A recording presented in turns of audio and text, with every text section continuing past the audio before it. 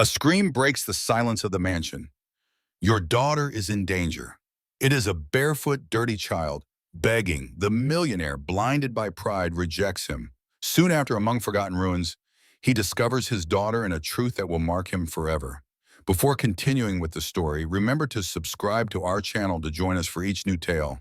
And if this one touches your heart, leave us a like. That way we'll know you want more stories like this.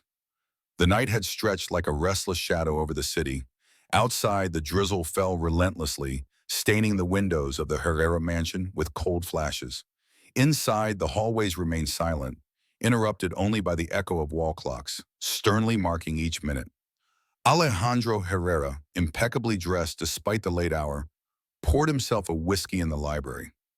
For him, routine was a refuge. Accounts reviewed, contracts signed, the perfection of a world he controlled with a firm hand.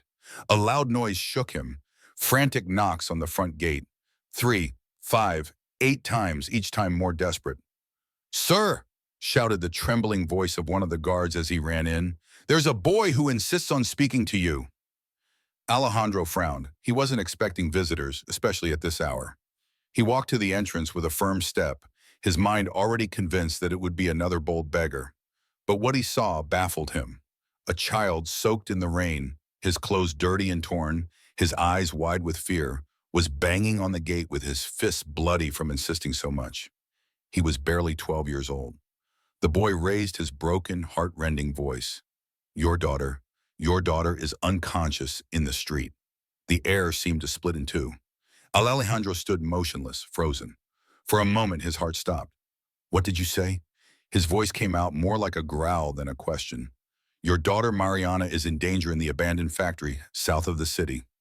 She's going to die if she doesn't come." Guards grabbed him, trying to pull him away from the fence.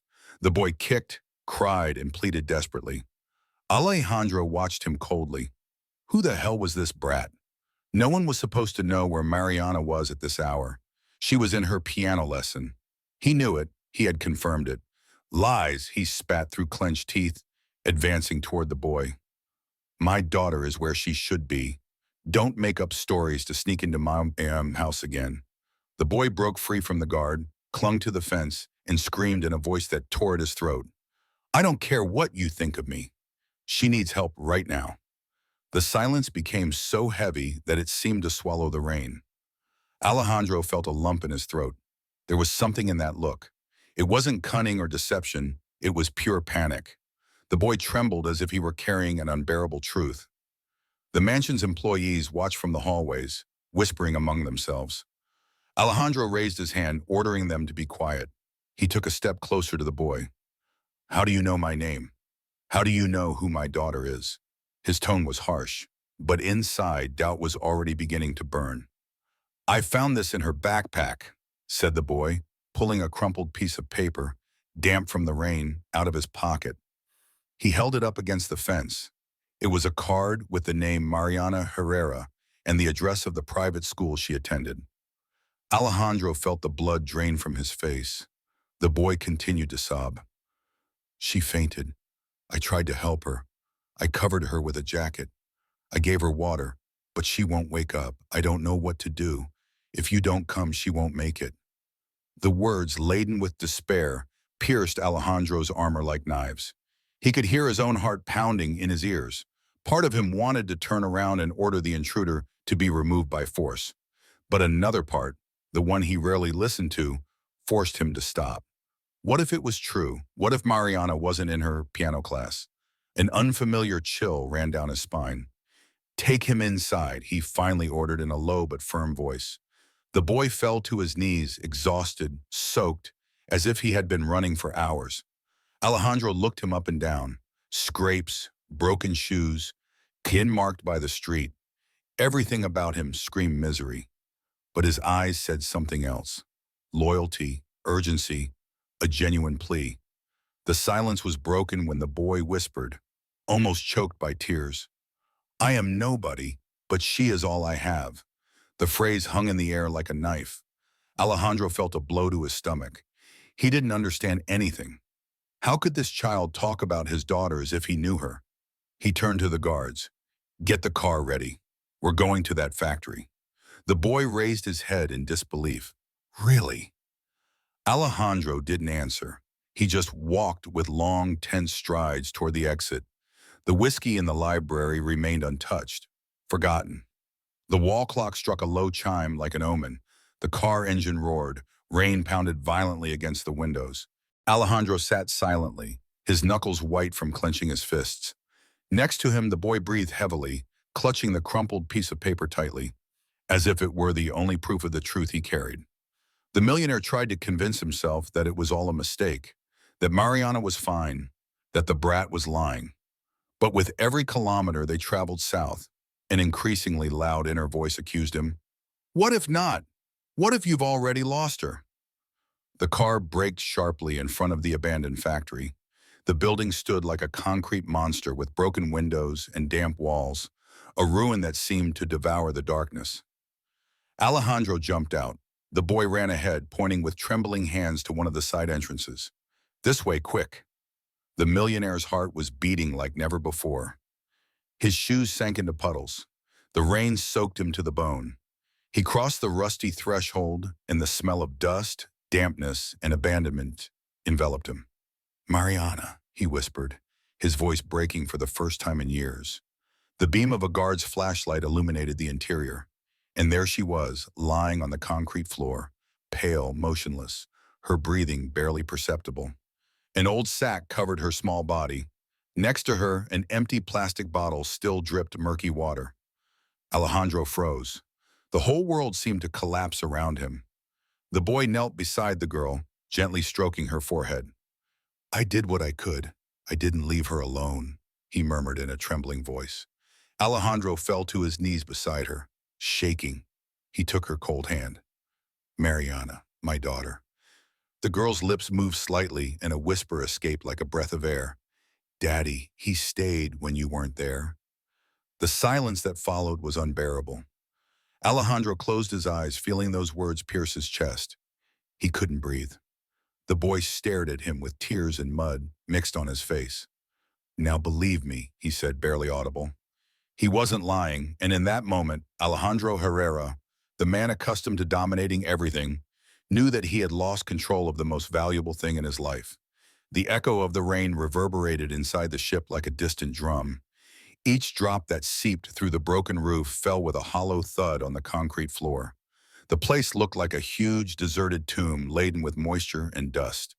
Alejandro was breathing heavily, his heart racing, as if he had just run a marathon. The image of his daughter on the floor had left him stunned. The flickering light from one of his men's flashlights illuminated the small body wrapped in a dirty gray sack. A metallic smell enveloped him. Rust, dampness, hidden rats.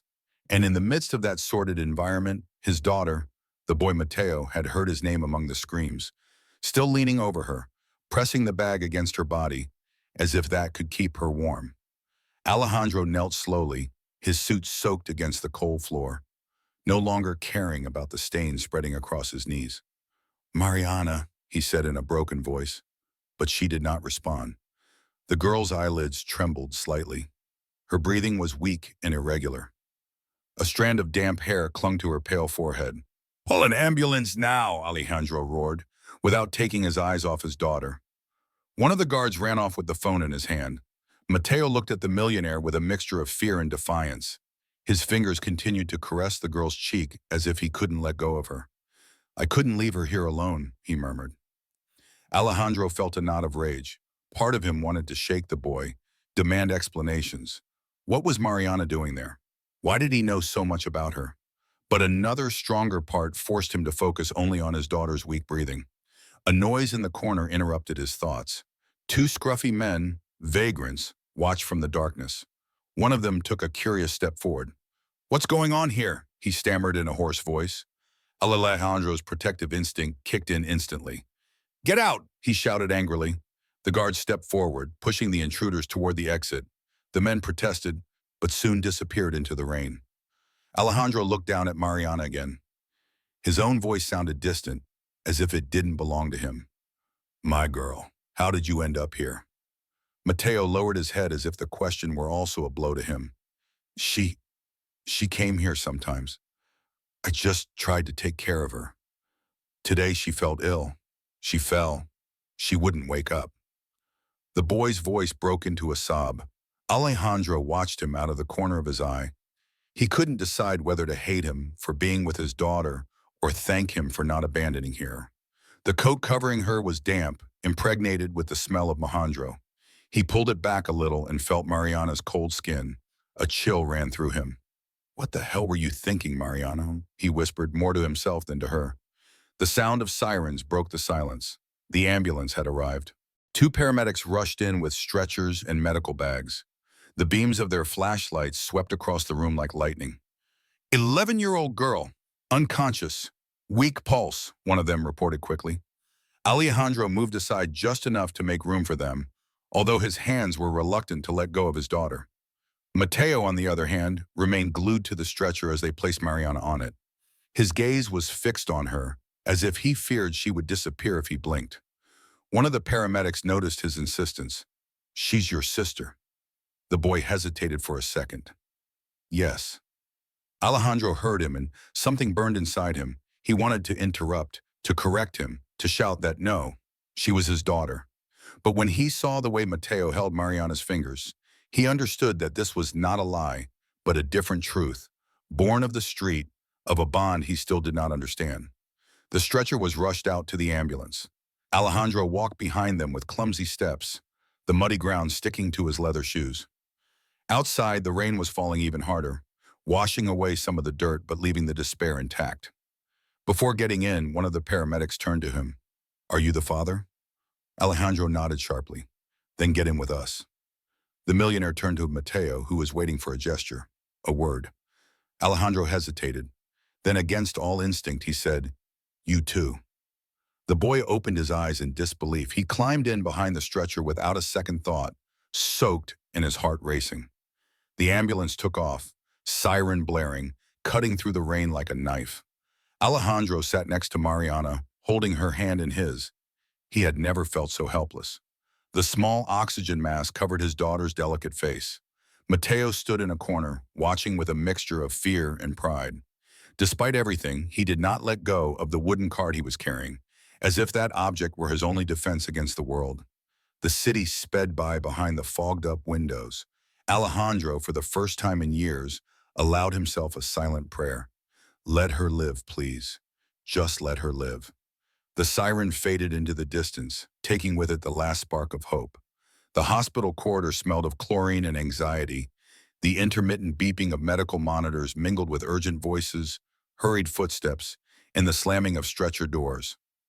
Alejandro walked forward, his gaze fixed on his daughter's body, which disappeared behind the emergency room doors. A nurse stopped him firmly. "Sir, you must wait here." Alejandro wanted to reply, but the words died in his throat. He could only nod. The doors slammed shut and Mariana's silhouette was swallowed up by the white light of the operating room. He slumped into one of the plastic chairs in the hallway. His soaked suit weighed on him like broken armor. He brought his hands to his face, pressing hard on his eyes as if that could erase the image of his daughter lying on that concrete floor. Mateo stood huddled against the wall. The wooden cart in his arms was his only companion. He looked at Alejandro shyly with a silent respect that seemed to ask permission even to breathe. The clock in the hallway marked each minute like a hammer blow. Alejandro had never found waiting so unbearable. Finally, a doctor came out, his coat stained with sweat and fatigue. "The girl is stable for now," he said in a grave voice. Her body was dehydrated with symptoms of extreme exhaustion. The fall caused a blow to her head, but there appears to be no neurological damage. She must remain under observation for at least 48 hours. Alejandro jumped to his feet. She is conscious, waking up at times, babbling, then falling back asleep. It's normal after what happened. The millionaire nodded, although the answer did not completely calm him. Mateo took a step forward. "Can I see her?" The doctor looked at him in confusion, then at Alejandro. Instinctively, Alejandro wanted to say no, that this boy had no right, but something inside him broke. The image of his daughter whispering, "He stayed when you weren't there," stopped him. "One moment," he said to the doctor. The doctor opened the door and let the three of them in. Mariana lay in bed, tiny among the white sheets, her hair tousled and a monitor flashing beside her. The rhythmic sound of her oxygen-assisted breathing filled the room. Alejandro approached slowly, as if afraid that touching her would break her. He caressed her hand, cold but warm compared to the night before. Mateo stood in the doorway, not daring to move forward. Mariana half opened her eyes. Her voice was weak and broken. Mateo, the name echoed in the room. Alejandro felt it like a slap in the face. His daughter, barely conscious, was not calling him, but that boy. Mateo ran to the bed and leaned over, smiling nervously. "I'm here." I didn't move. A tear rolled down Mariana's cheek. "I knew you wouldn't leave me alone." Alejandro clenched his jaw and turned his face away so she couldn't see the tremor in his eyes. What did he know about his own daughter? How was it possible that this boy knew her fears better than he did? Minutes later, the girl closed her eyes again and fell into a deep sleep. Silence fell. Alejandro stood motionless, watching her steady breathing. After a while, he went out into the hallway. Mateo followed him, dragging his feet. In the hallway, one of his employees caught up with him, phone in hand. "Sir, the press. The news is already out." Alejandro snatched the device. On the screen, a headline burned like fire. "The daughter of magnate Alejandro Herrera found unconscious in an abandoned factory." The photos were blurry, taken by onlookers. The ambulance in front of the industrial warehouse, the small figure of Mariana covered by a sack, and in the background, unmistakably, the street child at her side. Comments on social media were quick to multiply. What was a rich girl doing in that dump? Millionaires incapable of taking care of their own children. And who is that boy? Alejandro felt the ground opening up beneath him. His reputation, the image of control he had cultivated for years, was crumbling before thousands of eyes. He put his phone away with a sharp gesture. "No one talks about this," he ordered his employees. Not another word, but he knew it was too late. He turned to Mateo harshly. "Tell me the truth," he demanded. "How do you know my daughter?" The boy hesitated. He looked down. "We met months ago. She would run away sometimes. I didn't force her. I swear. I just wanted to play." Alejandro's world shook. His daughter, his obedient little girl, running away from the mansion. And he, unaware, running away, he repeated in disbelief. Mateo nodded. "She said she was lonely in there, that your house had lots of walls but little room to breathe." Josh listened to her.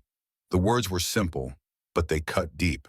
Alejandro felt an unbearable weight on his chest. He leaned against the wall, closing his eyes. For the first time in his life, he understood that he had been present in everything except what was essential. He had built an empire, but he had not known how to build a home for his daughter. The murmur of nurses and family members around him brought him back to reality. People waiting for news of their own loved ones looked at him with curiosity. Some already recognized him. The whispers spread like wildfire. "That's the millionaire, the one in the news." Alejandro adjusted his jacket, took a deep breath, and went back into Mariana's room. He sat silently by her side as the constant beeping of the monitor filled the room. His daughter was asleep, but what she had said before falling unconscious was still burned into his memory. "He was there when you weren't." The echo of those words would haunt him all night like an invisible wound that no doctor could heal. The sound of the gates opening echoed in the early morning.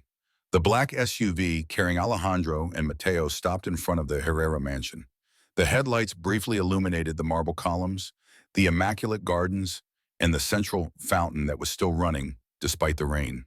Mateo clutched the old wooden cart to his chest with the same force with which a soldier clings to his shield.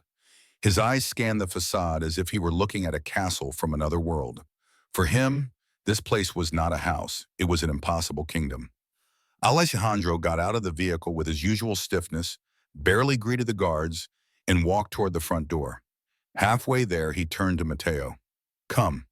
The boy obeyed without hesitation, even though his bare feet and broken shoes slipped on the wet marble. Upon entering, the heat of the lobby enveloped him like a blow. Lit chandeliers, thick carpets, oil paintings with serious faces. Everything sparkled. Everything seemed untouchable. Mateo felt the urge to take off his shoes so as not to dirty anything, but he didn't dare. An elderly butler appeared on the stairs. "Mr. Herrera, would you like me to prepare the young lady's room?" Alejandro shook his head. "She's in the hospital. We'll bring her tomorrow." The man nodded, surprised by the news, but asked no questions. His eyes, however, drifted toward Mateo. The look of confusion was impossible to hide. Alejandro noticed the gaze and cut him off. He's staying. The butler looked down respectfully, although his silence spoke louder than any protest. Mateo, uncomfortable, rubbed his hands against his wet pants. No, it's not necessary, sir. I can stay outside. Alejandro looked at him sternly. I said you're staying. The tension dissolved into a thick silence. The boy nodded, lowering his head. Hours later, when the clock struck noon the next day, life in the mansion seemed unchanged. The staff came and went with their usual routine, polishing the silver, waxing the floors, serving lunch on silver trays. But at the main dining table, where normally only Alejandro and Mariana occupied the two ends, there was now a third place, a chair clumsily set up, a simple glass cup among crystal glasses, a porcelain plate with cutlery that seemed too heavy for small hands. Mateo sat down slowly, hunched over, looking around as if entering a sacred temple. He didn't know what to do with so many things in front of him. 3 types of knives, 2 different forks, a napkin folded into a fan shape. Alejandro settled into his usual place at the end of the table. He watched him with a frown, as if studying his every move. Have you never used a table like this before? He asked suddenly. Mateo shook his head shyly. Out there, we eat however we can. Sometimes on the ground, sometimes on a wall. Never like this. The simple words echoed in the room, accustomed to empty conversations about business or investments. A murmur ran through the employees serving the food. Not everyone hid it well. What's a street kid doing sitting at that table? Whispered one of the maids in a low voice, unaware that Alejandro could hear her. The millionaire glared at her. She blushed and pressed her lips together in silence. Mateo, on the other hand, did not look up. He pretended not to have heard anything, but his fingers fidgeted nervously with the wooden cart hidden in his lap. The first course arrived, a thick cream soup served in porcelain bowls. Mateo stared at the soup as if it were a strange mirror.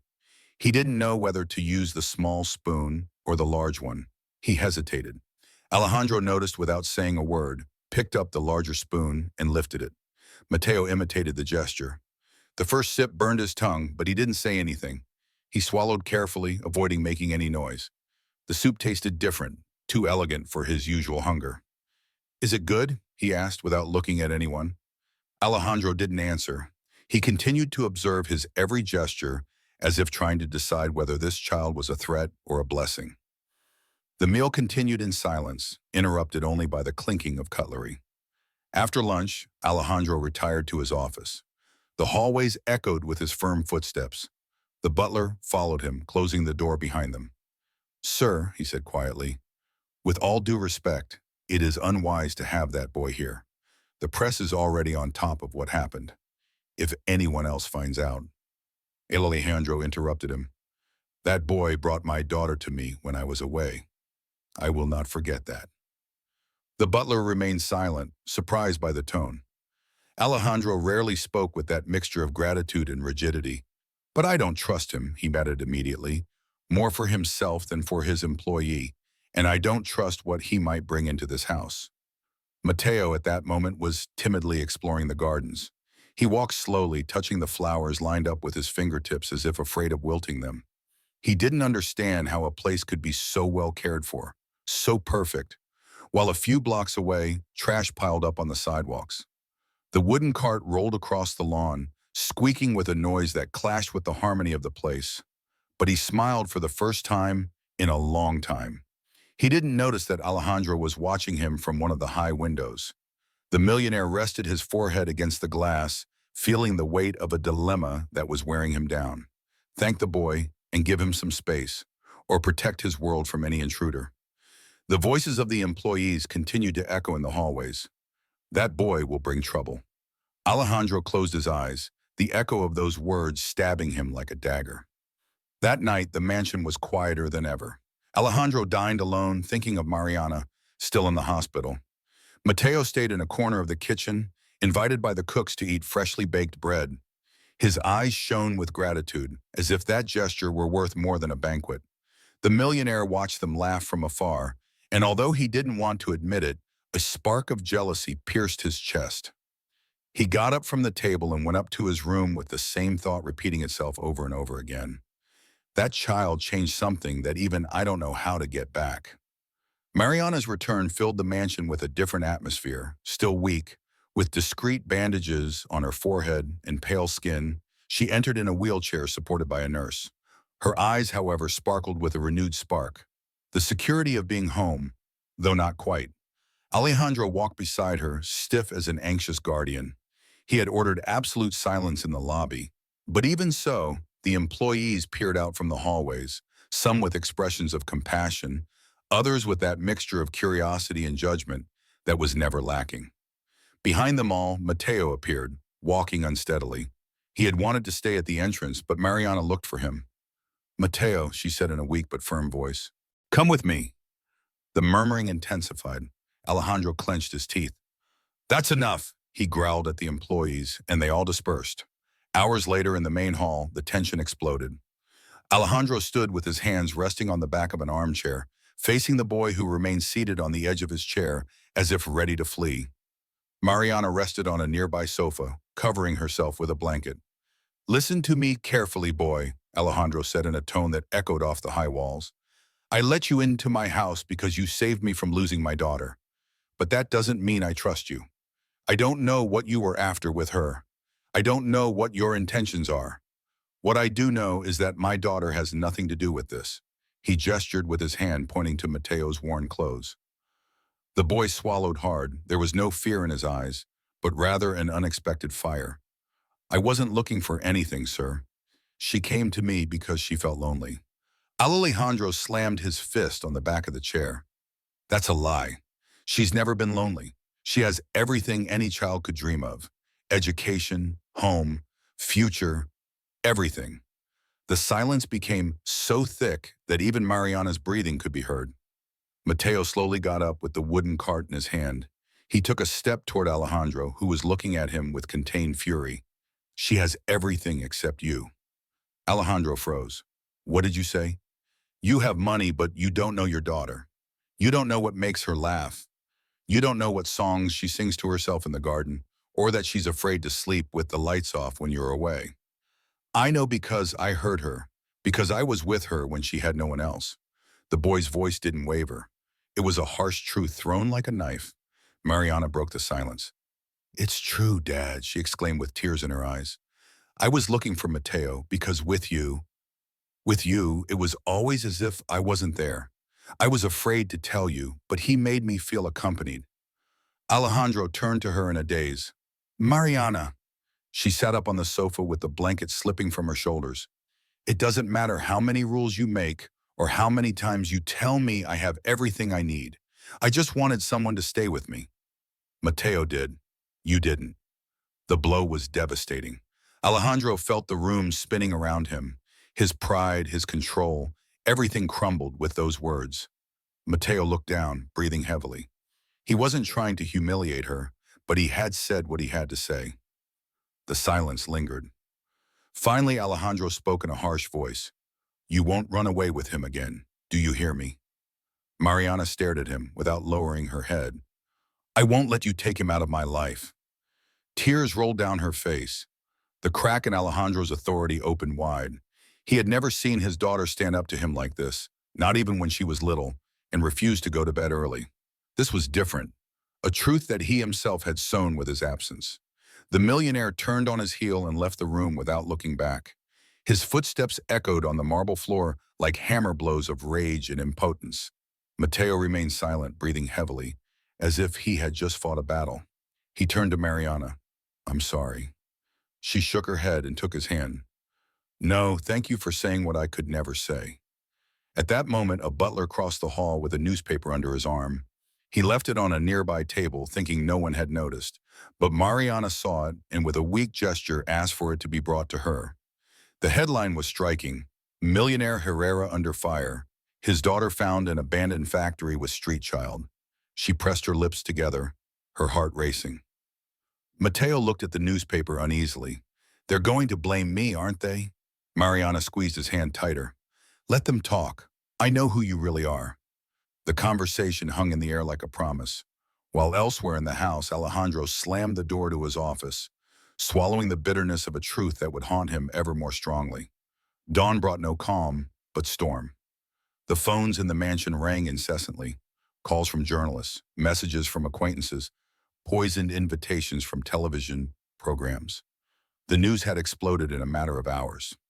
On the television screen in the living room, a news program showed repeated images of the abandoned factory, illuminated by sirens, the stretcher with Mariana, and next to her, the unmistakable figure of a street child. The presenter spoke in a serious tone. The daughter of businessman Alejandro Herrera, a symbol of the economic elite, was found unconscious in a ruined factory, accompanied by a street child. The question everyone is asking is, what was a privileged girl doing in a place like that and in the company of someone so questionable? Alejandro turned off the TV with a slap. The silence that followed was even more deafening. The topic became a trend on social media. The comments burned like fire. A millionaire who doesn't know where his daughter is. They're all like that. While he dines with gold cups, his daughter finds affection on the street. How ironic. He's just a kid. I bet he dragged her there. Pure danger. At least someone was with her because her father wasn't. Alejandro scanned the headlines on different websites, each one more ruthless than the last. The absent millionaire, empty luxury. Tycoon's daughter seeks companionship in an orphan. Each word hurt him like a sting. The mansion, which had always been a refuge of silence, was filled with whispers. The employees walked with careful steps, but they couldn't help but glance furtively at Mateo, who was trying to go unnoticed. The boy helped where he could, picking up his things, offering to lend a hand in the kitchen, looking after Mariana, but the mistrust was evident. A cook whispered softly, "That boy will bring us trouble. If the press finds out he lives here, I didn't know Alejandro was behind it." The millionaire looked at her so sternly that the woman immediately lowered her head. The hardest blow came that same afternoon during a video call with business partners. Alejandro was expecting to discuss a real estate project. Instead, the first comment threw him off balance. "Alejandro, I'm sorry, but we can't ignore what's going around," said a man in a tie with a worried look on his face. "Your name is on all the front pages. This could affect our investments." "It's a personal matter," Alejandro replied coldly. His response did not calm anyone down. A woman on the board intervened. "It's not personal when the stock price drops. We all respect you, Alejandro. But are you really going to allow that boy to stay in your house? Society won't understand." Alejandro clenched his teeth. "That boy saved my daughter or put her in danger, depending on which version you believe." Another replied in a sharp tone. "What's at stake here is your reputation, and with it, ours." The millionaire ended the call without saying goodbye. The reflection of his face on the dark screen showed a tired man, cornered by the judgments of the world. That night, he was invited to a private dinner with a small group of businessmen. The meeting in an elegant room filled with glasses and gold watches seemed more like a courtroom than a social gathering. One of those present leaned towards him with a low but venomous voice. "Alejandro, I'll be blunt. It's not good for your daughter to be seen with that crowd. If you want to protect your name, you have to get rid of that boy." The murmur of approval from the others was immediate. Alejandro gripped his wine glass tightly. Each word suffocated him. He remembered Mariana still weak, but smiling thanks to Mateo. He remembered the boy, soaked in the rain, begging for her while he despised him. "It's not that simple," he said dryly. "It is," another replied arrogantly. "Either him or your reputation." When he returned to the mansion after midnight, he found Mariana awake in the living room, wrapped in a blanket with Mateo by her side. They were playing with the wooden cart, pushing it across the carpet as if it were a treasure. She looked at him and smiled. "Daddy, do you want to play too?" Alejandro felt a lump in his throat. For a moment he wanted to say yes, but the echo of that dinner haunted him. Either him or your reputation, he didn't answer. He just stroked his daughter's hair and went upstairs in silence. In his room, in front of the mirror, he muttered to himself, which weighs more, what they say about me or what I need to give her? The reflection did not answer, only returning the image of a divided man caught between a lifetime of pride and a loyalty he was just beginning to discover. On social media, the comments continued to grow, cruel, viral, impossible to control. Alejandro turned off his phone and collapsed onto his bed. He knew that the real judgment was yet to come, that of his own daughter. The rain had stopped, but the sky remained gray, heavy with low clouds. In the mansion, the calm was deceptive, doors closed, voices muted, an invisible tension floating in the hallways. Mariana had asked to spend the afternoon in the glass-enclosed terrace, where she could see the garden without going out into the cold. A blanket covered her legs and, as always since she had returned, Mateo was sitting on the floor beside her, the wooden cart in his hands. Alejandro appeared in the doorway with a serious expression. He had spent the last few hours in his office reading emails and calls from partners, all with the same message. Get that child out of your house. But there was something stronger than that pressure. His daughter's words echoing in his memory, he cleared his throat. I need to talk to you, Mariana. She looked up with a mixture of curiosity and caution. It's about Mateo, she asked immediately. The millionaire swallowed hard. It's about you. I want to understand what happened in that factory. Silence fell like a wall. Mateo cringed, about to get up to give them privacy. But Mariana took his hand and stopped him. No, stay. Alejandro frowned. I'd rather you didn't, she interrupted with unexpected firmness in her weak voice. If I'm going to say it, he should hear it too. Alejandro took a deep breath and nodded. All right, he sat down in the armchair opposite her. Tell me the truth, Mariana. What were you doing in that place? The girl looked down at her clasped hands. A long silence filled the room. Then in a whisper, she began to speak. The factory was my secret, my refuge. Alejandro frowned. A refuge from what? She raised her head. Her moist eyes looked straight at him. From this house, Dad. The blow was sharp. Alejandro blinked in disbelief. What do you mean from this house? You have everything here. You don't understand, she replied with a tremor in her voice. Here I have walls, clocks, rules, but I had no freedom. Out there with Mateo, I could laugh, run, invent games. No one looked at me as if I were a decoration or told me what to do all the time. Her words were sharp, soft, but accurate. Is that why you ran away? Alejandro asked, his voice more broken than he intended. Mariana nodded. I felt trapped here. In that factory, I could be myself. And Mateo, he listened to me. He didn't look at me as Herrera's daughter, just as Mariana. Mateo shifted uncomfortably, but said nothing. His eyes reflected a mixture of pride and fear. Alejandro stood up suddenly, unable to remain seated. He walked to the window and looked out at the perfectly aligned gardens. At that moment, all that perfection seemed absurd to him. So, my house is a prison? He asked without turning around. Mariana hesitated. It's beautiful, Dad, but sometimes beautiful doesn't mean happy. The phrase pierced him. He leaned against the glass and closed his eyes. For the first time in his life, Alejandro Herrera felt that the luxury he had built was worthless in the face of such a simple truth. He turned to her, trying to regain his composure. What if something worse had happened to you out there? If that place had been more dangerous than you thought? I know, Mariana whispered, but I was withering away in here. I'd rather take a little risk out there than feel dead inside here. The silence that followed was unbearable. Alejandro looked at Mateo, who kept his eyes fixed on the floor. And what did you gain from all this? The boy raised his head and spoke firmly. Nothing, just your friendship. Alejandro held his gaze, looking for signs of a lie, but found none.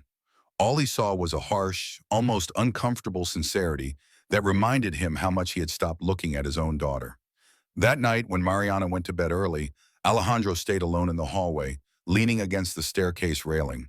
He remembered every word his daughter had said. Beautiful doesn't mean happy. He looked at the immaculate walls, the crystal chandeliers, the gleaming floor. For the first time, he saw the mansion as a silent museum, more like a prison than a home. The echo of his own breathing accompanied him to his office. He opened a drawer and took out a forgotten photo album. Mariana as a child, smiling on her birthday, on a trip, on her first day of school. In all of them, he appeared absent or in the background. The weight of guilt crushed him. Meanwhile, in another room, Mateo placed the wooden cart next to Mariana's bed. She slept peacefully, a faint smile on her face. The contrast was brutal. In a palace, the only thing that had brought peace to the girl was a piece of the street that came in with that cart and that boy who had not left her alone. Alejandro turned off the lamp in his office and sank into the armchair.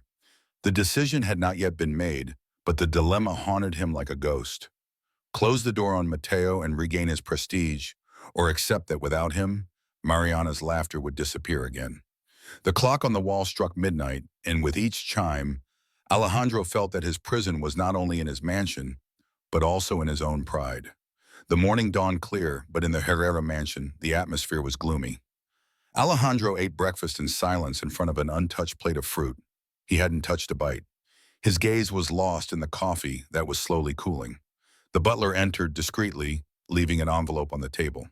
"These are the reports you requested, sir." Alejandro opened it abruptly. Inside were folders with the names of boarding schools, foundations, and social programs. They all offered the same thing, a place to put Mateo for his own good. Discreet places away from the public eye where the boy would be out of the mansion and thus out of the headlines that were wearing him down. The millionaire turned the pages with tense fingers, a practical solution. He repeated to himself, the best for everyone. In another corner of the house, Mariana and Mateo were playing with a puzzle on the terrace. Mariana laughed, although her laughter was still fragile after her convalescence. "Why do you always turn the pieces upside down?" she joked. "It's harder that way," Mateo replied with a shy smile. She looked at him with gratitude, as if every moment together were a victory against loneliness. But the laughter stopped when Mariana overheard a snippet of conversation between two employees in the hallway. "They say the man is thinking of sending the boy to a home far away from here." Mariana's heart raced. She got up with effort, forgetting the game, and ran to her father's office. Alejandro was sitting behind his desk reviewing the foundation's papers. The door burst open. "Dad?" Mariana exclaimed breathlessly. He looked up in surprise. "You should rest, daughter." "I don't care about resting." "Is it true what they say? Do you want to take Mateo away from here?" The silence was answer enough. Alejandro put the folder down on the table, rubbing his face wearily. "Mariana, you understand, this is not the place for him. He doesn't fit in. And people talk. People are always going to talk." She interrupted him, tears in her eyes. "I don't care what they say about you or me or Mateo. I care that you don't leave me alone again." Alejandro tried to approach her, but she took a step back. "If you kick him out," her voice trembled, "it's like leaving me alone again." The words pierced him like knives. Alejandro felt the air escape him. "Don't say that. It's the truth." She was sobbing uncontrollably now. "When you weren't there, he was. When I felt trapped, he gave me freedom. When I fell, he took care of me. If you send him away, Dad, it's like telling me that none of that matters." The silence became unbearable. All that could be heard was Mariana's weak but constant sobbing. Later, Alejandro went out into the garden to think. He walked among the perfectly manicured flowers, but nothing seemed right in his mind. His partners had pressured him. The press had humiliated him. His employees were whispering. Everything was screaming that he should kick that boy out of his house. And yet, the echo of Mariana's voice haunted him. "If you kick him out, it's like leaving me alone again." He slumped down on a stone bench. The weight of pride weighed him down. He had built his life defending his name, his image, his power. Now all that seemed useless in the face of an 11-year-old girl who was asking him for something as simple as companionship. As evening fell, he returned to the mansion. He found Mateo sitting on the floor in the hallway, carefully carving the wooden cart with a small knife. Alejandro watched him in silence. The boy, without looking up, said, "If you want me to leave, I will. I didn't come here to cause trouble." The sincerity in his tone hurt him more than any public accusation. Alejandro did not respond, but simply continued walking to his room, certain that the decision he had to make did not belong in any foundation folder or partner council. It was a battle within himself, one that money could not win. That night, Alejandro locked himself in his office. He drank whiskey in silence, watching the reflection of the lights in the glass. Mariana's voice came back to him again and again. "If you fire him, it's like leaving me alone again." He closed his eyes. Pride told him one thing, love for his daughter asked him another. The clock on the wall struck midnight. Alejandro was still awake, trapped in that dilemma. He knew that whatever his decision, nothing would ever be the same again. The day dawned quietly in the mansion. The sky was clear, but inside Alejandro carried an unresolved storm. He had spent entire nights debating between what he should do and what his daughter needed from him. That morning, after walking the endless corridors of his house, he stopped in front of an empty door, a guest room in the east wing. The room was messy, barely used, with dust on the shelves and sheets forgotten in the closet. Alejandro called the butler. "I want this room prepared for someone else." The man blinked in surprise. "For a visitor, sir?" "No, for Mateo." The butler hesitated. The look on his face was one of restrained surprise, but Alejandro's voice brooked no argument. "Yes, sir, right away." Over the rest of the day, the room was transformed. The walls were painted a light color, the curtains were changed, new furniture was brought in, a simple bed, a desk, a wardrobe. It wasn't ostentatious, but everything smelled new, like a new beginning. Alejandro supervised every detail, which was unusual for him. He ordered that a space be left empty on a shelf, intentionally, as if he were reserving that place for something special. Meanwhile, Mateo played in the garden with Mariana. She, still weak, sat on a stone bench and watched him as he pushed his wooden cart among the flowers. They knew nothing of what was being prepared inside. As evening fell, Alejandro called Mateo into the house. The boy entered nervously, carrying the cart in his arms. He didn't understand why the millionaire was looking at him with a different, calmer seriousness than usual. "Come with me," Alejandro said. They climbed the stairs together. Their footsteps echoed on the marble like a slow drum. When they reached the hallway of the east wing, Alejandro opened the freshly painted door. "This is your room." Mateo stood frozen. The room was lit by the golden light of sunset, the bed perfectly made, the closet open and waiting for clothes, a desk with blank papers and a pencil on top. It was simple, but it was his. The boy entered slowly, as if afraid that everything would disappear if he took a wrong step. "Really?" he murmured softly. Alejandro nodded. Mateo looked around the room, touched the sheet with his fingers, stroked the wood of the desk, and clumsily opened and closed the drawer. Then his attention turned to the empty shelf. Alejandro left for a moment and returned with an object in his hands. It was the wooden cart, but it was no longer worn and broken. It had been repaired, sanded, and varnished. The axle rolled again without squeaking. The millionaire carefully placed it on the shelf. "This also has a place here," he said in a grave voice. Mateo couldn't contain himself. He brought his hands to his face and burst into tears. Long tears laden with years of abandonment, of nights without shelter, of the feeling of never belonging to anything. Alejandro looked at him silently. He didn't know how to comfort him. It wasn't a gesture that came naturally to him, but deep down he understood that those tears were not of sadness, but of relief. Mariana appeared at the door. When she saw the scene, she put her hands over her mouth. "Dad?" she asked, her voice breaking. Alejandro turned to her. "This room is Mateo's now." The girl ran to her friend and hugged him tightly. "See," she whispered through her tears, "I told you he would understand." Mateo could barely respond. He just clung to his friend and let the tears flow. Mariana let go of him and looked at her father. Her eyes shone with gratitude, something Alejandro hadn't seen in a long time. "Thank you, Dad." That thank you hit him harder than any reproach. For the first time in a long time, he felt he had done something that couldn't be measured in money or contracts, something that went beyond his pride. That night, as the hallways fell silent, Alejandro walked past the door to the new room, left it ajar, and saw Mateo lying on the bed, hugging the wooden cart as if it were a treasure. Mariana slept in a nearby chair, refusing to leave him alone on his first night. Alejandro rested his forehead against the doorframe. Pride still beat within him, reminding him of what society expected.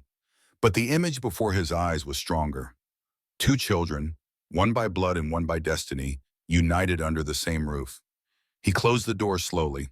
For the first time in years, he smiled in the darkness. The mansion's main dining room had never been set for three. It was a long hall with a mahogany table designed for 20 guests, crowned by an immense chandelier that hung like a golden sun from the ceiling. For years, Alejandro and Mariana had occupied opposite ends of the table, separated by meters of distance and endless silences. That night, however, something changed. Alejandro asked that they not set up the entire table. He ordered a smaller table in the center of the room with only 3 places. The employees looked at each other, puzzled. but obeyed. When Mariana entered, she stopped in surprise. Here? She asked, pointing to the smaller table. Alejandro nodded. This way will be closer. Mateo arrived a few seconds later, nervous, his hair damp from the bathroom, and wearing clean clothes that barely fit his thin body. He hesitated before sitting down, as if the seat were too big for him. Go ahead, said Alejandro with a firm but not hostile gesture. The boy settled down slowly. Mariana sat next to him and smiled reassuringly. The first course was simple, hot soup served in white bowls. Alejandro picked up his spoon, remembering the scene from a few days earlier when Mateo didn't know which utensil to use. This time the boy imitated him shamelessly and even dared to make a comment. It's not as bad as it looks. Mariana burst out laughing, her laughter echoing around the room. Alejandro, surprised, looked at her. He couldn't remember the last time he had seen her laugh at that table. Don't say that, she replied between laughs. It's the best soup in the world. Mateo smiled. The ice was broken. The second course was roast beef with vegetables. Alejandro cut with surgical precision while the children improvised clumsily.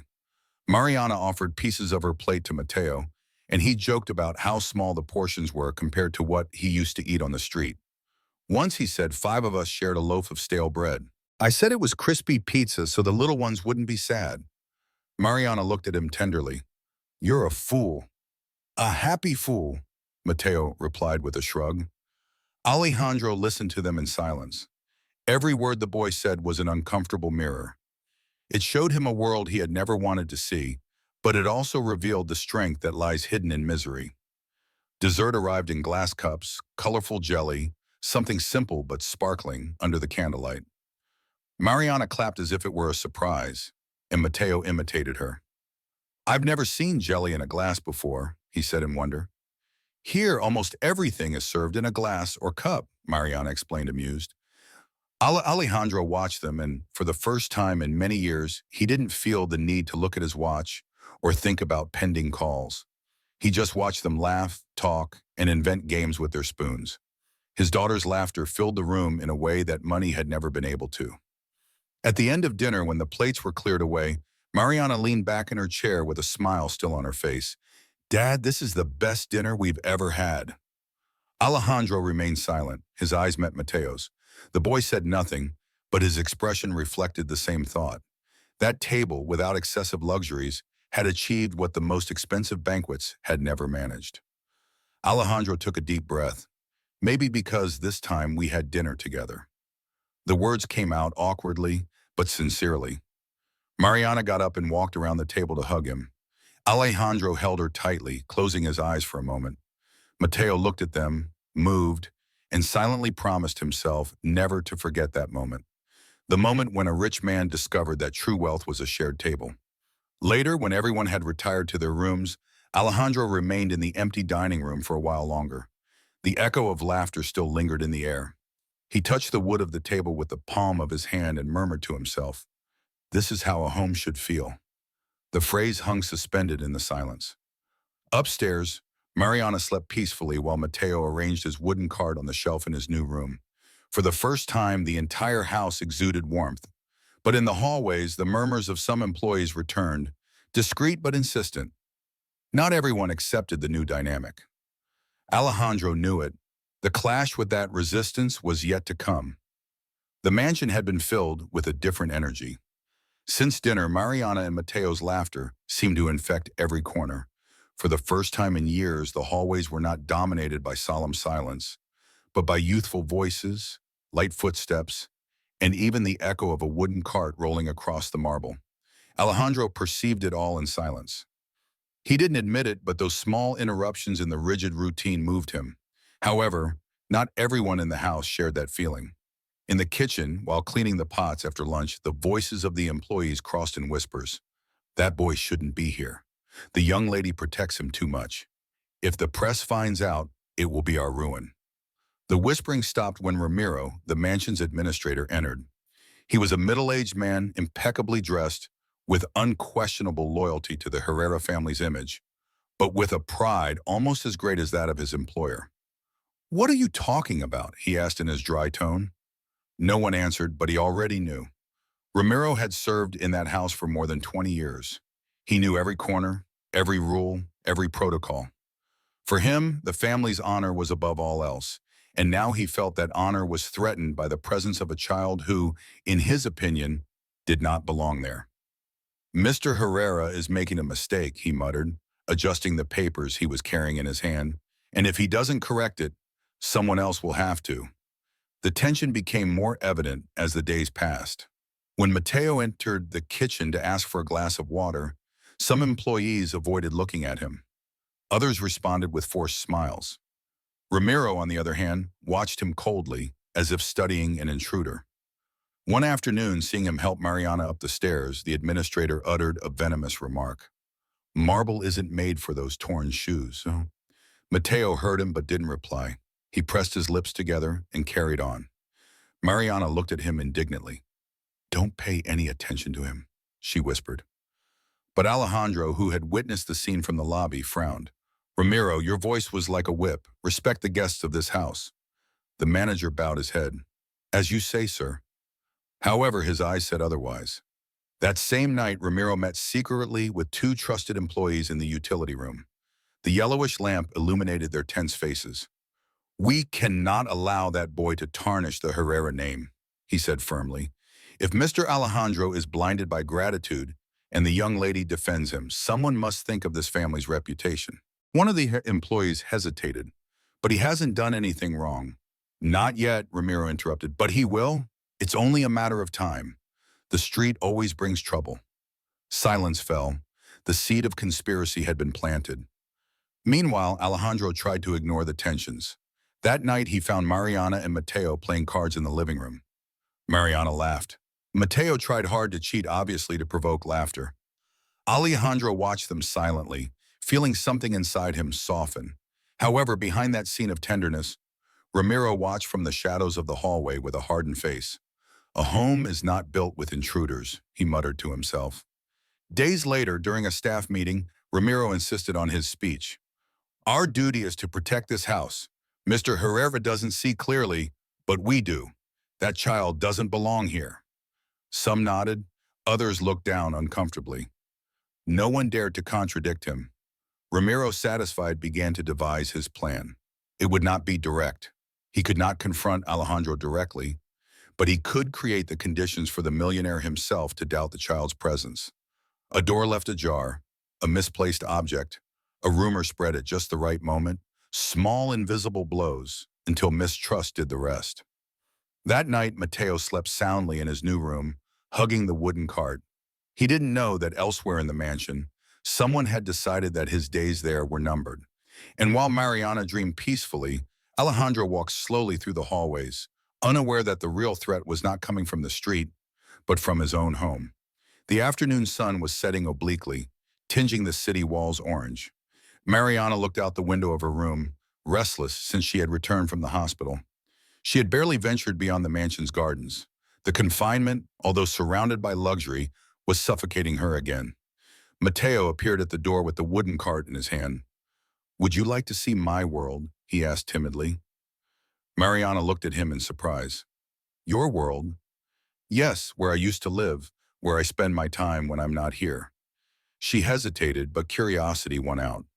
"Will you take me there?" Mateo nodded. They went down the footy stairs together, avoiding the gaze of the employees. They crossed the gate with the excuse of taking a walk in the garden, and in a few minutes they were outside, walking towards streets Mariana had never set foot on before. The city was transformed with each block. The clean and orderly avenues gave way to alleys with peeling walls, tin roofs, and clothes hanging on makeshift ropes. The air smelled of old fried food and smoke. "This is it," said Mateo, smiling nervously. Mariana opened her eyes, fascinated and frightened at the same time. On a corner, a group of children played with a ball made of rags. They ran barefoot, laughing loudly. Another little boy, sitting on a box, drew on the ground with a piece of charcoal. Two more shared a bottle of water, passing it from hand to hand without arguing. "Are they all like you?"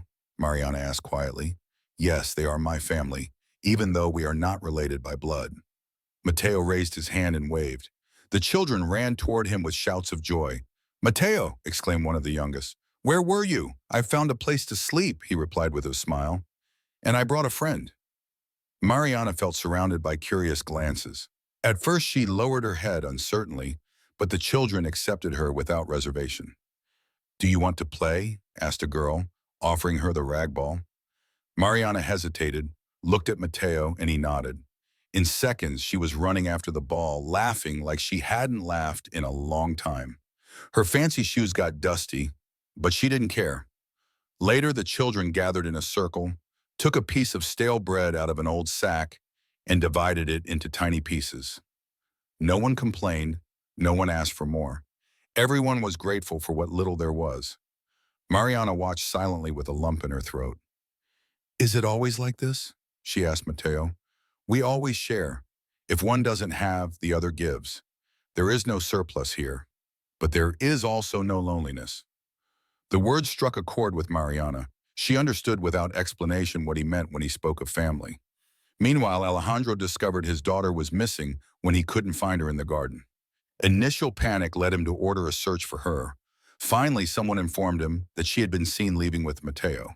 He took his car and drove to streets he knew only from a distance, streets he had always considered dangerous. When he arrived, he found the scene. Mariana was playing in a circle of poor children, laughing with her face red with happiness. Mateo was at her side, watching attentively. Alejandro stayed in the car and watched. A whirlwind of emotions swept through him. Discomfort, fear, mistrust, but also something he did not expect. His daughter's smile. A smile he had never seen at home. He got out of the car and walked toward them. The children stopped, tense. The figure of an elegant man in a suit and tie was too imposing. Mariana ran toward him. "Dad, look," she said, showing him the rag ball as if it were a treasure. Alejandro looked at her, taking a deep breath. "Were you running away again?" "No," she replied sweetly. "I was just getting to know Mateo's world." The millionaire looked down at the other children. There was dirt.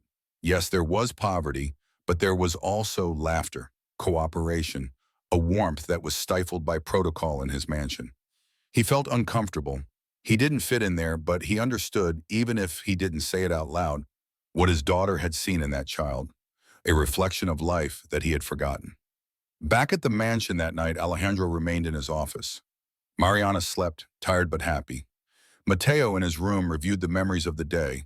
Alejandro, on the other hand, wondered silently, how is it possible that he learned more in one afternoon on the street than in years of luxury? Pride still weighed heavily on him, but a seed of understanding was beginning to grow inside him. The blow did not come from a visible enemy, but from the morning headlines. Alejandro was frowning as he skimmed through the newspaper when he read the first lines. The Herrera Empire under investigation, allegations of labor exploitation in factories linked to its investments. His heart stopped for a moment. The article spoke of abandoned buildings, inhumane conditions, workers without safety. Among the photographs, one caught his eye. The facade of the factory where Mariana had been found unconscious weeks earlier. The coincidence was devastating. The phones in the mansion began to ring incessantly. Partners, journalists, supposed friends, everyone wanted explanations. Alejandro tried to respond coldly, but the tide was unstoppable. "Mr. Herrera, you knew about the conditions in those factories. Do you deny that your fortune was built on exploitation? What does your daughter think about playing in the rubble of what you helped destroy?" Each question was a lash. The press set up in front of the mansion. Cameras, microphones, flashes. Every exit or entrance was hell. The guards struggled to keep the curious at bay, but the scandal grew. On the news, analysts debated in serious tones, and the case of Alejandro Herrera symbolizes the elite's disconnect from reality. His daughter found in one of those factories is the most ironic image of all. The images were repeated relentlessly. Mariana on a stretcher, Mateo by her side, the factory in ruins. Alejandro took refuge in his office, but the storm caught up with him anyway. His business partners began to turn their backs on him. One of them called him in a dry voice. "Alejandro, understand, you're toxic now. No one wants to be associated with you." They hung up without another word. The millionaire squeezed the phone so hard he almost broke it. Loneliness hit him from all angles. Meanwhile, Mariana and Mateo watched the situation from the living room. The television showed images of protesters with banners in front of one of Herrera's offices. No more exploitation. The rich don't play with misery. Mariana turned off the TV with a decisive gesture. They shouldn't talk about Dad like that. Mateo remained silent. He knew that the streets were tough and that rumors always spread faster than the truth. That night, Alejandro went out onto the balcony of his office. The city sparkled in the distance, but to him it was a hostile landscape. For the first time in his life, he felt that everything he had built could crumble overnight. The echo of the words from the news haunted him. The irony is that his daughter was found in one of those factories. He leaned on the balcony, closing his eyes. "What have I done with my life?" he whispered. Behind him, a soft knock on the door made him turn around. It was Mariana. "Dad," Alejandro tried to smile, but he couldn't. "I ruined everything, sweetheart." She shook her head and hugged him tightly. "No, you just forgot what matters." Alejandro broke down. His public image, his pride, his money. It was all smoke and mirrors compared to that hug. But the next day, the newspapers showed no mercy. The millionaire in free fall, from symbol of success to example of hypocrisy. The fall was public and brutal. Alejandro didn't need to read any further. He knew he had hit rock bottom. What he didn't know yet was that in the midst of the storm, two people would support him. His daughter and that boy whom the world called an intruder, but who had gradually become indispensable. The main gate of the mansion was a battlefield. Dozens of journalists crowded around with cameras, microphones, and questions thrown like stones. Every car that entered or left was surrounded. Flashes lit up the facade as if it were a theater stage. Alejandro, tired and gaunt-faced, was escorted out by two guards. He intended to go to a meeting with lawyers, but as soon as he crossed the gate, the crowd erupted. "Mr. Herrera, did you know about the exploitation in the factories? What do you think about your daughter hiding in one of those places? Is it true that you keep a street child in your house?" The questions overlapped. The noise was deafening. Alejandro looked down, unable to answer. Each word sank him deeper. From the garden, Mariana watched the scene through the fence. Her face reflected anguish. Next to her, Mateo clenched his fists. "They can't talk to him like that," he muttered. "Dad doesn't know how to defend himself against these things," Mariana said in a trembling voice. Mateo took a deep breath and made a decision. The boy went through the side gate, dodged the guards, and stood in front of the crowd. At first, no one noticed him, but when a reporter recognized him, the microphones turned toward him. "It's the factory boy!" someone shouted. The swarm rushed forward. "Who are you really? Why do you live in the Herrera mansion? What is your relationship to the millionaire's daughter?" Mateo swallowed hard. Fear made his skin crawl, but he didn't back down. He raised his voice, firm but broken with emotion. "I am Mateo. I have no last name and no fortune. I come from the streets, and yes, I live in that house because one day I found Mariana lying alone on the ground and decided not to let her die there." The murmuring died down for a moment. Mateo continued. That man pointed to Alejandro, who looked at him incredulously. "He may have failed. He may have worked too hard. He may have forgotten what it's like to laugh with his daughter. But I've seen him now, and he's trying to be a father. No one can judge what they don't understand." The cameras captured every word. The journalists, accustomed to empty statements, were met with a raw and real speech coming from the voice of a child who had nothing to gain by speaking. The silence lasted a few seconds until someone shouted, "Say it again." Mateo repeated it louder. "He may have failed, but now he's trying to be a father, and that's worth more than all the money in the world." The outburst was immediate. Microphones were stretched out. Cameras followed him as if they had found gold. Alejandro felt a lump in his throat. For years he had built walls of pride, but seeing that small, vulnerable child defending him in front of an army of journalists broke him down. Without thinking, he crossed the fence and approached him. Mateo, the child, looked at him with shining eyes. Alejandro stretched out his arms and hugged him for the first time. It was an awkward, stiff hug, but it was sincere. A hug that broke decades of coldness and unwittingly became the most powerful image of the day. Flashes lit up the scene. The next day, that photo would appear on all the websites, the millionaire and the street child, united in a gesture that no one expected. Inside the mansion, Mariana cried with emotion when she saw them. I knew what would happen, she whispered, hugging her blanket.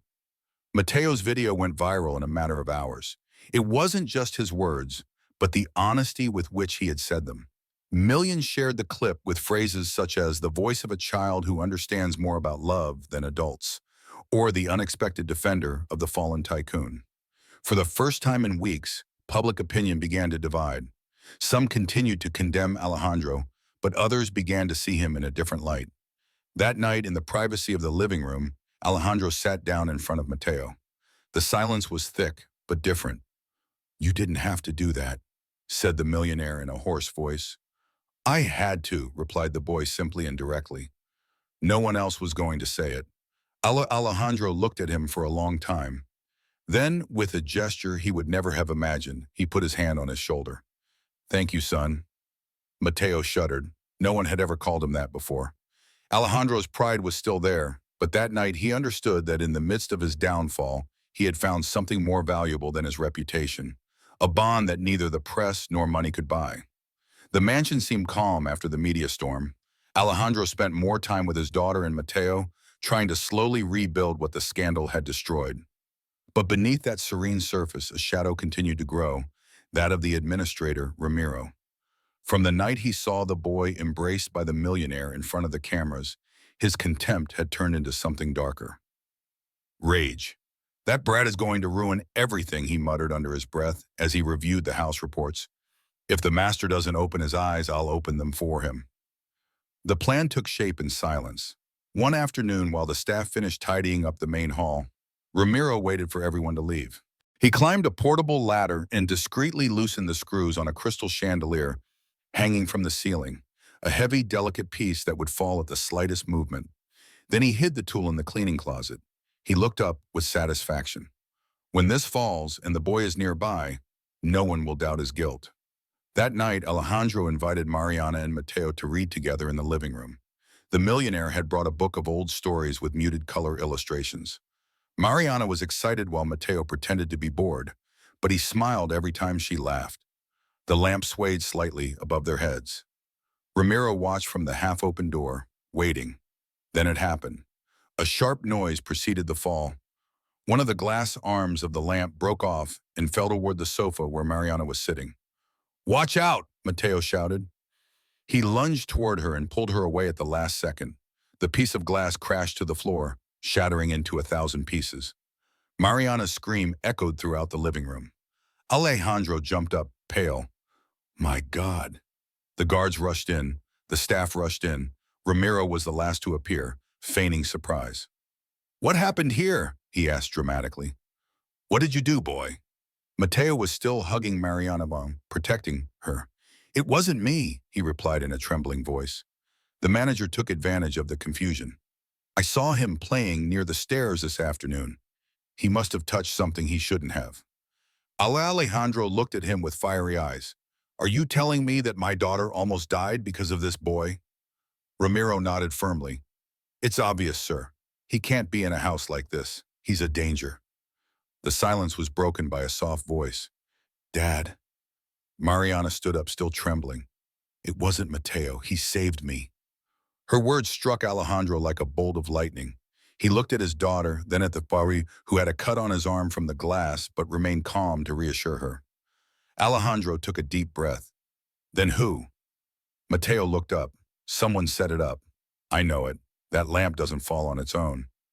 The millionaire frowned, approached the broken object, and examined the remains. Then he ordered, "Bring me the ladder." The employees looked at each other nervously but obeyed. Upon checking the screws, Alejandro found fresh marks from the tool. This was intentional. He slowly turned to Ramiro, who was trying to maintain his composure. "What explanation do you have?" The manager opened his mouth, but no words came out. The silence gave him away. Alejandro advanced toward him with a fury he rarely showed. "You," he roared, "you put my daughter's life at risk. You wanted to blame an innocent person." Ramiro backed away, sweating. "Sir, I only wanted to protect the family's image." "The image," Alejandro interrupted him with a shout. "You almost killed the only thing that gives my life meaning." The entire room held its breath. Alejandro pointed to the door with a definitive gesture. You're fired, and be thankful I'm not calling the police. Ramiro tried to reply, but the millionaire's gaze silenced him. He gathered his things and left with unsteady steps under everyone's astonished gaze. When the door closed behind him, Alejandro turned back to Mateo. The boy was still there with his arm bleeding. Let me see that wound, said Alejandro. Ay, Pastro, taking a handkerchief to press on the cut. Mateo looked at him with bright eyes. He didn't want anything to happen to him. Alejandro held him by the shoulders. I know. In this house, this family no longer has any doubts about your loyalty. Mariana hugged them both with tears in her eyes. I told you, Dad, he would never leave me alone. That night, Alejandro stayed awake for a long time, replaying the scene over and over again, the glass breaking, his daughter on the brink of danger, and that boy throwing himself without thinking to save her. He had lost employees, reputation, business, but he had gained something he didn't know he needed, the certainty of who was willing to take care of what was most important to him. For the first time, Alejandro felt that Mateo was no longer an intruder. He was part of his life, part of his home. The echo of the accident still lingered in the mansion. The employees walked in silence, as if each step could awaken old ghosts. But Alejandro was more determined than ever. Ramiro's betrayal had shown him how blind his obsession with image had been. People could disguise their loyalties, but gestures spoke louder than any appearance. At dawn, he locked himself in his office and wrote a few lines that he would repeat in front of the cameras. It was not a statement prepared by advisors. There were no filters or political calculations, just a personal decision. At 11 a.m., the main gate was once again filled with journalists. Alejandro came out, this time without bodyguards, without a tie, wearing only a dark jacket and a firm expression. Mariana and Mateo walked beside him. The microphones immediately stretched out. Mr. Herrera, what do you have to say about the attempted sabotage at your mansion? Is it true that you are keeping this child as part of your family? Aren't you afraid that this will ruin what remains of your reputation? Alejandro raised his hand and the noise died down. I have made mistakes, he said in a grave but clear voice. I worked so hard to protect my name that I forgot the essential thing, to protect my daughter. And it was a street kid, not my partners, not my employees, who was there to take care of her when I didn't. The flashes lit up his face. Alejandro continued. That's why today I want to say it without fear of what people might think. Mateo will live with us. He's part of this family. A murmur ran through the crowd. The journalists rushed forward with new questions. Are you legally adopting him? Aren't you afraid this will hurt you even more in the business world? What will your business partner say? Alejandro didn't hesitate. They can judge me however they want, but I won't sacrifice my daughter or this boy for anyone's approval. Mariana couldn't hold back. She hugged her father with tears in her eyes. Thank you, Dad. Then she turned to Mateo, who was speechless, unable to react. You see, she whispered, you did it. We are a family. Mateo swallowed hard. For years, his life had been a succession of closed doors. Now, for the first time, someone was opening one publicly and saying, you belong here. That afternoon, the news spread like wildfire. The headlines were explosive. Tycoon Herrera adopts the street child who saved his daughter. A scandal that becomes family history. Love versus pride. The millionaire who chose an orphan over his reputation. Social media was ablaze. Some applauded him, others criticized him harshly. This is pure marketing. The reason doesn't matter. A child now has a home, a belated but necessary gesture. Alejandro read some of the comments, but he didn't let himself get carried away. He had made his decision. For the first time, what others said mattered less to him than his daughter's smile. At dinner that night, the table was simple again, just the three of them, without unnecessary protocols. Mariana couldn't stop smiling. Today was like a birthday, she said. A birthday for Mateo. The boy blushed. I never had a birthday. Alejandro looked at him seriously. That just changed. Mateo lowered his head, but he couldn't help smiling. Later, when Mariana fell asleep on the sofa, Alejandro and Mateo remained silent in the living room. The millionaire took a breath and spoke in a low voice. I don't know if I'll be a good father to you. I haven't always been one to her, but I'm going to try. Mateo looked up. I don't need you to be perfect. Just don't leave me alone. The words pierced him like an oath. Alejandro put a hand on his shoulder and nodded. That night in her room, Mariana wrote in her diary, "Today my dad chose the right thing. He chose love over fear. We are no longer two, now we are three." And as the clock ticked toward midnight, the mansion, which had once been a coal museum, began to feel like a real home. The news surprised everyone when Alejandro announced it at a small press conference without flashbulbs or a red carpet. With everything that happened, he said, I understood that my responsibility doesn't end at the walls of my house. That's why I'm going to build a night school in the neighborhood where Mateo lived. A school for children who, like him, did not have opportunities. The journalist took notes in disbelief. It was not the typical image strategy. Alejandro spoke with a new serenity, without the business jargon he usually used.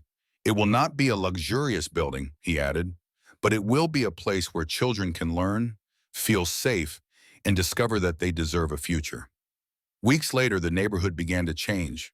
Where there had once been an abandoned warehouse, volunteers arrived with paintbrushes, wooden boards, and desks salvaged from storage. Mariana painted flowers on the walls with other children. Her clothes were stained with paint, but her laughter filled the place. Mateo helped carry rickety desks, sweating under the sun. Are you tired? Asked one of the volunteers. The boy smiled. No, I'm happy. Before I came here to survive. Now I come here to build. The first night of classes was a humble but unforgettable spectacle. Second-hand lamps hung from the ceiling, dimly lighting the freshly painted walls. The desks didn't match. Some were scratched, others were wobbly, but every seat was taken. Children and teenagers filled the room, some with new notebooks, others with crumpled sheets of paper. Many had never owned a pencil before. Alejandro watched from the back. For the first time in years, he felt small in the midst of something big. The volunteer teacher wrote on the blackboard, "Welcome." The children applauded as if it were a show. In the front row was Mateo with his blank notebook. Next to him, a smaller boy hesitated over how to hold the pencil. Like this, Mateo said, gently taking his hand. Look, first one line, then another. The boy smiled when he wrote his first letter. Alejandro saw the scene and felt that the lesson was not just for the students. He too was learning something he had never understood before. Education was an act of dignity. Mariana entered with a box of colored chalk. So it's not all white, she said, handing it out to the children. One of them drew a giant sun on the blackboard. Another wrote his name for the first time. The room filled with spontaneous applause. Mateo watched everything with a mixture of pride and emotion. He felt part of something bigger than himself. At the end of the first day, Alejandro approached Mateo. What did you think? The boy took a deep breath. When I lived on the street, I thought my life would always be the same. Sleeping on a bench, running so they wouldn't hit me, looking for food in the trash. Today I feel like I can change, and not just me, them too. Alejandro put a hand on his shoulder. That's what matters most, son. Mateo smiled with tears in his eyes. That night, when they returned to the mansion, Mariana wrote in her diary, the neighborhood was filled with laughter. It wasn't the laughter of play, it was the laughter of hope, and Mateo was shining brighter than ever. Meanwhile, Alejandro sat in his office, but not to check his accounts. This time, he just let the images of the school accompany him. Used desks, flickering lamps, children writing their first words. It was humble, but it was real. For the first time in his life, Alejandro felt that he was building something that money couldn't buy. A future. The night school had only been open for a few weeks, but the atmosphere was different from that of any prestigious institution. There were no uniforms, no shiny desks, no electronic whiteboards. What there was laughter, hands stained with chalk, worn notebooks, and the excitement of learning. That Friday, Alejandro arrived with a package wrapped in dark cloth. He carried it himself without delegating it to couriers or assistants. Mariana walked beside him expectantly. Do you think he'll like it? She asked.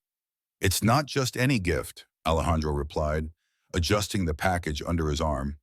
It's his story. The classroom was full. The children were talking to each other, some reviewing letters, others numbers. Mateo was helping a little girl write her name. He looked up when he saw Alejandro and Mariana enter. "They're here," he exclaimed with a smile. The other students stood up, not out of protocol, but out of respect. The millionaire's presence no longer created distance, but gratitude. Alejandro placed the package on the desk, looked at it silently for a few seconds, and then spoke. When he met Mateo, he brought something with him that seemed insignificant: a wooden cart. It was broken, worn out by the years. To many, it was nothing more than a piece of junk. The murmur in the classroom died down, but that cart was all he had, his treasure, and he took care of it as one would protect a diamond. I didn't understand it then, but today I know that this object represents more than it appears. It represents the ability to not give up, to keep rolling even when the wheels are worn out. Alejandro removed the cloth. The cart appeared, now restored and varnished, shining under the dim light of the recycled lamps. The children held their breath. Mateo slowly stood up, his eyes wide open. "Dad," he whispered. Alejandro smiled slightly. "I didn't bring it for you to keep in a corner. I brought it so it could be the symbol of this school, to remind everyone that even when life knocks them down, they can always get back up and keep going." Mateo took the cart with trembling hands, running his fingers over the smooth wood, remembering every crack. Every night he had hugged it so he wouldn't feel alone. Tears began to fall, and he couldn't hold them back. "I never thought anything of mine could matter so much." Alejandro approached and put a hand on his shoulder. "It matters because you matter, and because your story deserves to be told."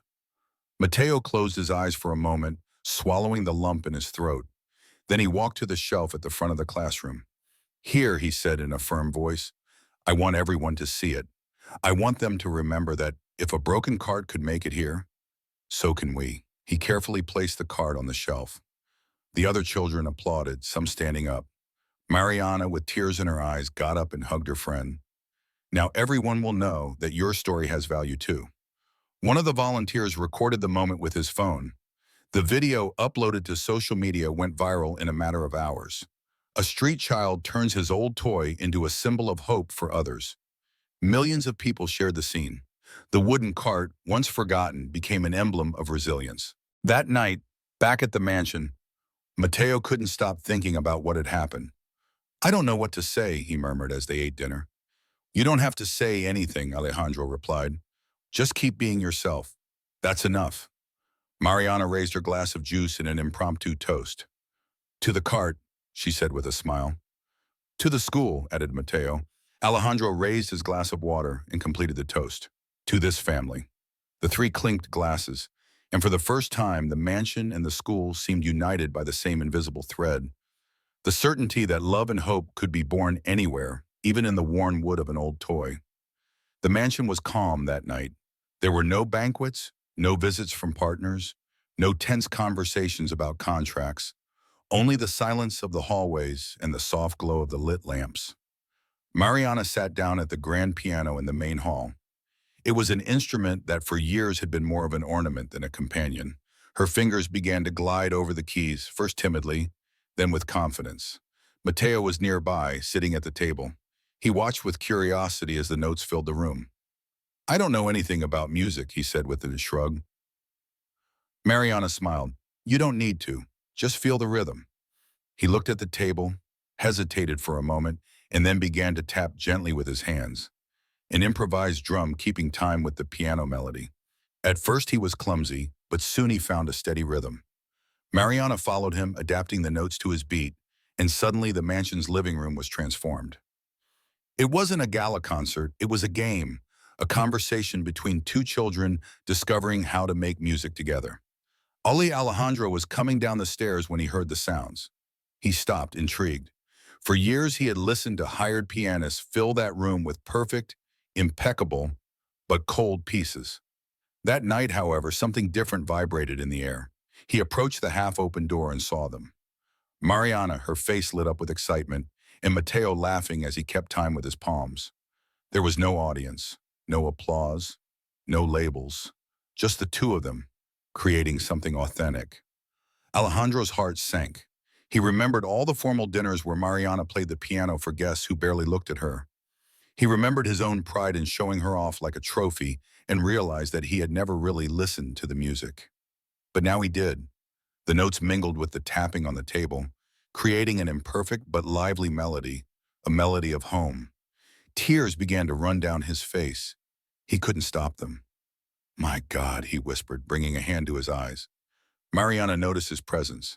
"Dad, can you hear us?" she asked, turning around. Alejandro wiped his tears away, embarrassed, but nodded. "Yes, daughter, I can hear you."